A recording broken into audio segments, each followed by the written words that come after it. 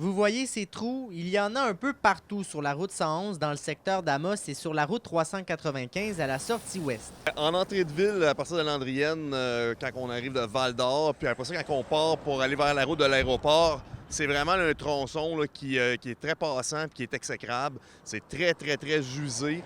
Il y a eu des interventions qui ont été faites dans les dernières années, là, l'asphalte froide, du repatchage, là, mais là, on parle d'une chaussée qui est vraiment finie. C'est dangereux pour nos citoyens.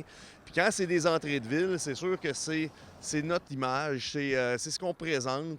Moi, je suis extrêmement gêné de notre entrée de ville. C'est le ministère des Transports qui est en charge de ces deux artères routières. Contacté mardi à ce sujet, le ministère a décliné toute demande d'entrevue.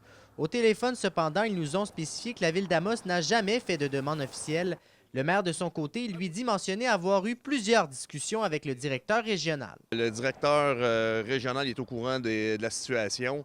Moi, j'en ai parlé à plusieurs reprises, autant là, au cabinet du ministre.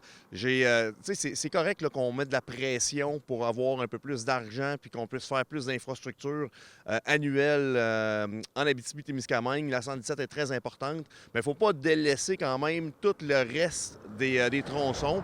Puis celui-là, là, c'en est un là, qui a été là, complètement mis de côté dans les dernières années. On attend aussi pour faire des réflexions sur des carrefours giratoires. C'est dans les cartons du MTQ. À toutes les fois qu'on nous présente les programmations sur 2 ans, on ne voit pas le jour où ça va apparaître au carton. Moi, je comprends pas comment ça que Amos est laissé pour compte comme ça.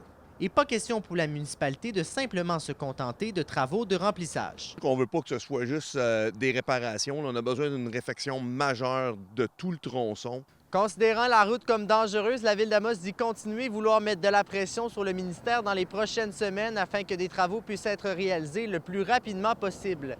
Alexis Dumont, RNC Nouvelles, à Amos.